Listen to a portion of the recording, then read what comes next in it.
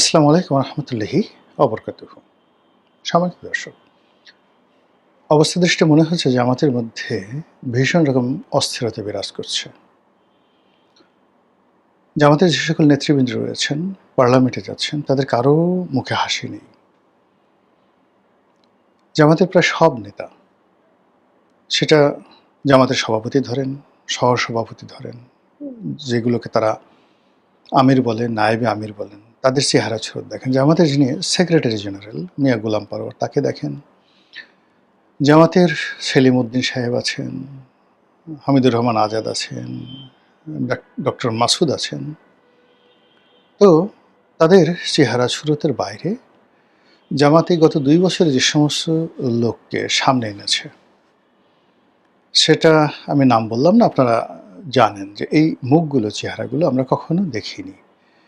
তাদের কারোরই মুখে ন্যূনতম হাসি নেই, এবং তারা যে সকল কথাবার্তা বলছেন সে সকল কথাবার্তার মধ্যে ইংরেজিতে যেটিকে বলা হয় কনসিস্টেন্সি, ধারাবাহিকতা, সেই ধারাবাহিকতা লক্ষ্য করা যাচ্ছে না।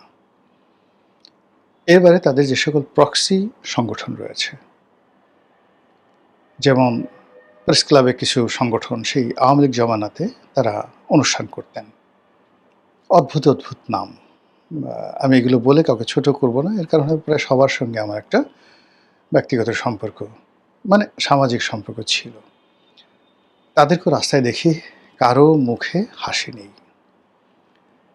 তাদের আরও অনেক প্রক্সি টিম ছিল, এখনও আছে। যে প্রক্সি টিমের একটা অংশ বিএনপির সঙ্গে ছিল, প্রক্সি টিমের একটা অংশ আওয়ামী লীগের সঙ্গে ছিল এবং আছে, বিএনপির সঙ্গে ছিল এবং আছে।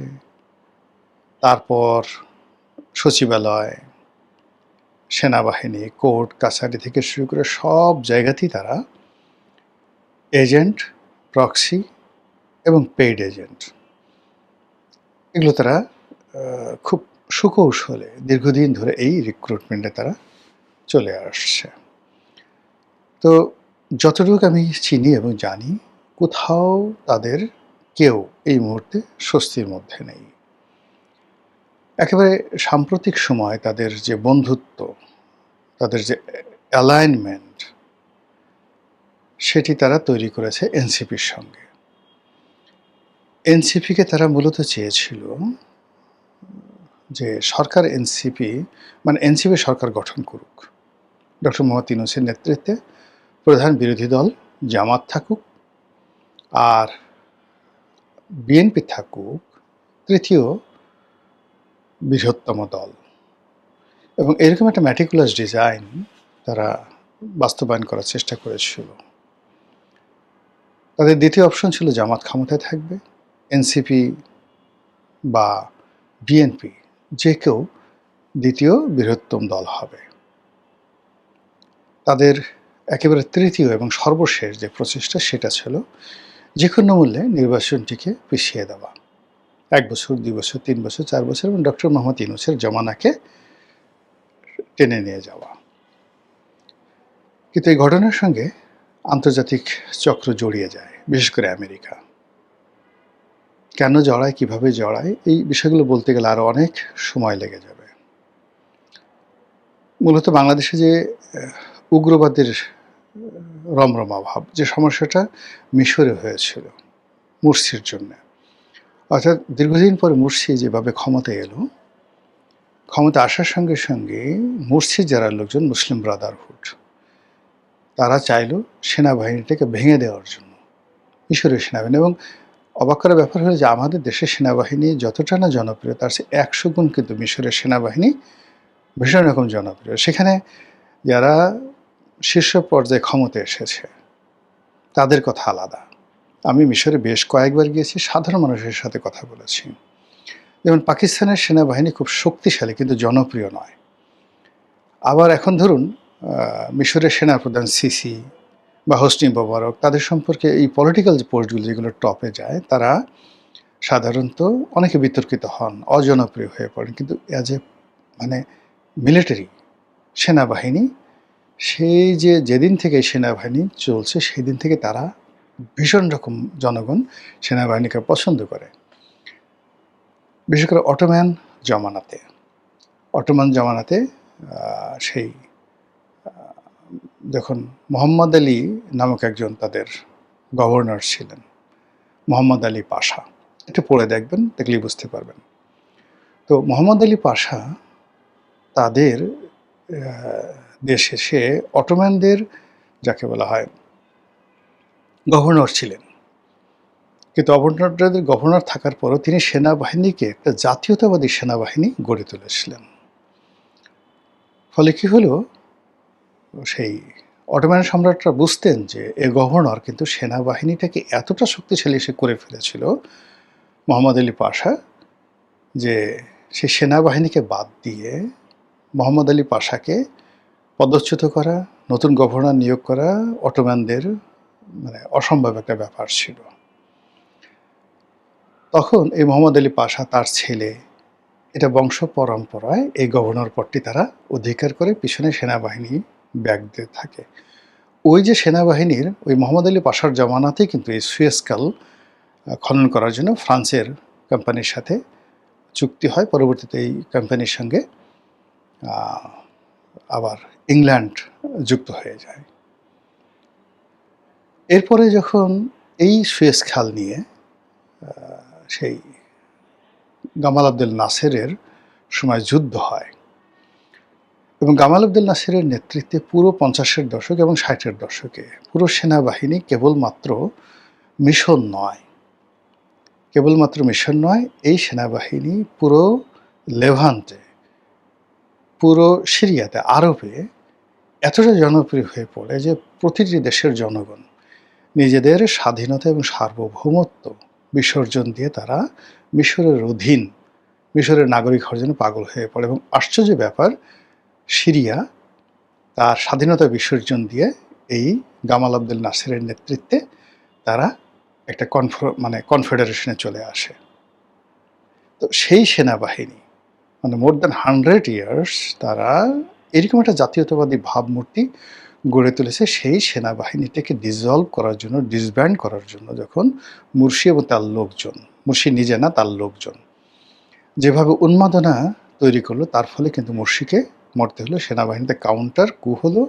গামাল আবদেল নাসের ক্ষমতায় আসলেন, সেই যাকে বলা হয় গামাল আবদেল নাসের ক্ষমতায় আসলেন সৈয়দ কুতুবের যাকে বলা হয় দয়ায়। সৈয়দ কুতুব ছিল মুসলিম ব্রাদারহুডের প্রধান। কিন্তু ওই যে তাদের সেই তৎপরতা আগের থেকে, যেমন যে জিনিসটা তাদের মুরসির মধ্যে ছিল, সেনাবাহিনীকে ডিসব্যান্ড করার জন্য সৈয়দ কুতুব ঠিক সেম কাজটা করতে গিয়ে তখন গামাল আবদেল নাসের এবং সেনাবাহিনী সে সৈয়দ কুতুবকে ফাঁসিতে ঝুলিয়ে মৃত্যু দেয়। ঠিক সৈয়দ কুতুবের ক্ষেত্রে যে ঘটনা ঘটেছে, আরও প্রবলভাবে ঠিক সেম ঘটনাটা ঘটেছে হলো মুরসির ক্ষেত্রে। এবং তার মাধ্যমে এই যে আরব বসন্ত জলাঞ্জলি হলো, সিসি আবার নতুন করে ক্ষমতায় এলো। বাংলাদেশের ঠিক একই অবস্থা। বাংলাদেশে এই যে দেখেন, জুলাই আগস্ট বিপ্লব হলো একটা বিরাট শক্তি, তারা পুলিশকে টানাবে, পুলিশকে মারবে এবং সেনাবাহিনী আক্রমণ করবে, ক্যান্টনমেন্ট উড়িয়ে দেবে, সেনাপ্রধানকে বাপমাত্রে গালাগালি করবে, থাপ্পড়াইয়া গালের পট্টি খুলে ফেলবে, দাঁত খুলে ফেলবে ইত্যাদি নানা রকম কথাবার্তা বলার ফলে কি হলো, বাংলাদেশের যে দক্ষিণপন্থী যে রাজনীতি, সেই রাজনীতির সম্পর্কে সেনাবাহিনীর মধ্যে একটা আতঙ্ক ছড়িয়ে পড়লো, বিরক্তি ছড়িয়ে পড়লো। আমি এই পর্যন্ত আগালাম, এরপরে আর আগালাম না। তো এই যে সেনাবাহিনীর সঙ্গে কূটনৈতিক চ্যানেলে, মিলিটারি চ্যানেলে, দুটো চ্যানেলে তাদের সঙ্গে পাকিস্তানের সম্পর্ক আছে, ভারতের সম্পর্ক আছে, আমেরিকারও সম্পর্ক আছে। তো সেই আমেরিকার যে সম্পর্কটি রয়েছে, সেই সম্পর্কটি এই সময়টাতে এমন একটা পর্যায়ে চলে আসে যারা একটা সময় এই দক্ষিণপন্থী রাজনীতিবিদদেরকে সামনে নিয়ে এসেছিল, অনেকটা লিবারেল হয়েছিল, তারা হঠাৎ করে 180 ডিগ্রি অ্যাঙ্গেলে উল্টে যায়, বিশেষ করে প্রথম আলো এবং ডেইলি স্টারে আগুন লাগানোর ঘটনার পর। তারপরে সব কিছু নাটকীয়ভাবে ঘটতে থাকে। নির্বাচন, সরকারের যে ক্ষমতা, তারেক রহমানের অভিষেক, ইউনূসের বিদায় ইত্যাদি ইত্যাদি নানা কিছু। তো রাজনৈতিক দল হিসেবে এনসিপি এবং জামাত যেখানে আছে সেখানে তাদেরকে প্রথমে মূলা দেখানো হয়েছিল, কলা দেখানো হয়েছিল, প্রবোধ দেওয়া হয়েছিল পলিটিক্যালি। তো পলিটিক্যালি তাদেরকে দেওয়ার ফলে তারা মনে করেছিল আচ্ছা ঠিক আছে আমরা ক্ষমতায় আসলাম না বা আমরা ক্ষমতায় চলে আসব। তাদেরকে নির্বাচনে আনা হয়েছিল, আজকের যে অবস্থা তৈরি হয়েছিল এটা যদি তারা আগে বুঝতে পারতো তাহলে হয়তো নির্বাচনে তারা অংশগ্রহণ করতো না বা নির্বাচন বাধা দেওয়ার চেষ্টা করতো। এবং ওই সময়টাতে তারা যদি এই দুটো কাজের একটা কাজ করতো, নির্বাচন বাধা দেওয়ার চেষ্টা করতো এবং নির্বাচনে অংশগ্রহণ না করতো, তাহলে তারেক রহমান সাহেবের পক্ষে দেশে আসা সম্ভব ছিল না, ইলেকশন করা সম্ভব ছিল না। কিন্তু সামহাউ ডিপ্লোম্যাটিক চ্যানেলে সেটি ইউনূস সাহেবের মাধ্যমে হোক, আমেরিকার মাধ্যমে হোক, ইউর মাধ্যমে হোক, তাদেরকে যে ধোঁকা দেওয়া হয়েছে, তাদেরকে আশ্বাস দেওয়া হয়েছে, বিভিন্ন জিনিস এর ব্যাপারে তাদেরকে বলা হয়েছে, what ever maybe in details আমরা ওইভাবে তো বলা যাবে না, যে জিনিসটা হলো যে আন্দাজ করা যায় যেটি, তারা নির্বাচনে অংশগ্রহণ করেছে যাতে মানে আমরা আন্দাজ করতে পারি বাইরে থেকে যে তাদেরকে বলা হয়েছে নির্বাচন হবে, বিএনপি জ্যেষ্ঠাটা রাম ধরা খাবে, ডাজ নট ম্যাটার, তোমরাই ক্ষমতায় আসবে, ইট মে বি প্রথম। দ্বিতীয়ত তোমরা দ্বিতীয় হবে কিন্তু সরকারের একটা অংশ হবে, এবং তোমাদের যে সকল এস্টাবলিশমেন্ট আছে গত 2 বছরে তোমরা যা কিছু করেছো এই সব কিছু অক্ষত থাকবে, ইত্যাদি ইত্যাদি নানা রকম 1 2 3 4 5।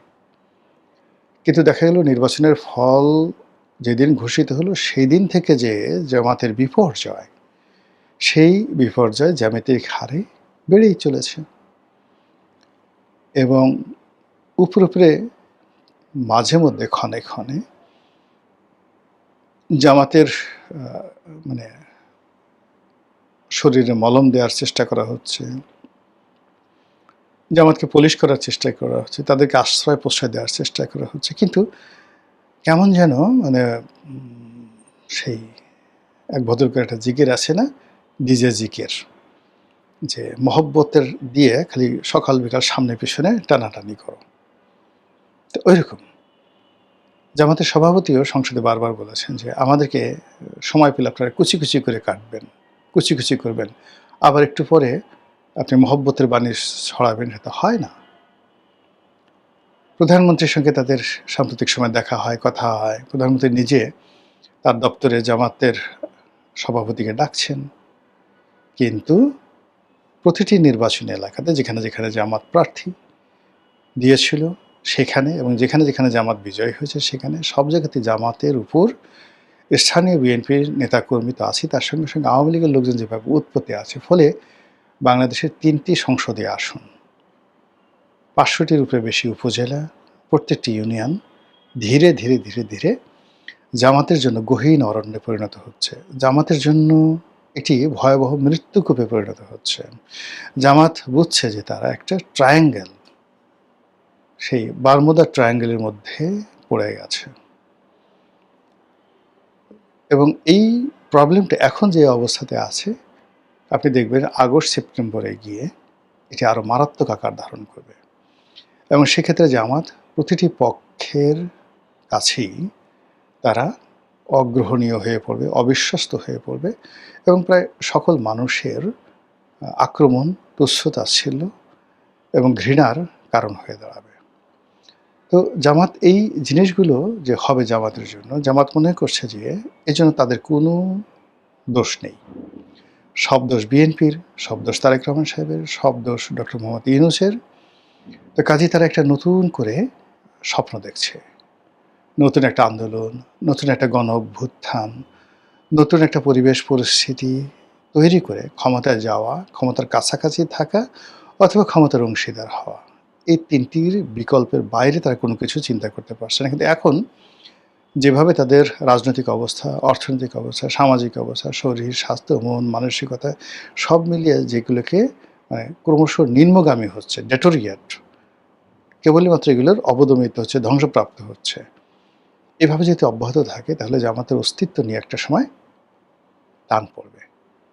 এই কারণে আপনি লক্ষ্য করবেন যে জামাতের কথাবার্তায় ধারাবাহিকতা নেই, তাদের মধ্যে অস্থিরতা আছে, তাদের মন খারাপ, এবং তাদের ABCDEFGH এই যে প্রক্সি টিমগুলো রয়েছে, প্রত্যেকটা টিম রাত দিন পরিশ্রম করছে সরকারের বিরুদ্ধে ন্যারেটিভ তৈরি করার জন্য, তারেক রহমান সাহেবকে পচিয়ে দেওয়ার জন্য। আওয়ামী লীগের সাথে তারা মানে মানে একদিকে আওয়ামী লীগকে প্রতিহত করার জন্য তারা দৃঢ়তা দেখাচ্ছে, অন্যদিকে পর্দার আড়ালে যে কী হচ্ছে আমরা কিন্তু এখন পর্যন্ত বলতে পারছি না। ভালো থাকুক প্রিয় দেশ, ভালো থাকুক স্বদেশ, ভালো থাকুন এদেশের সকল মানুষ, মেহনতি মানুষ, এই দোয়া করছি। আর আপনাদের সবার কাছে দোয়া চাচ্ছি। আসসালামু আলাইকুম ওয়া রাহমাতুল্লাহি ওয়া বারাকাতুহু।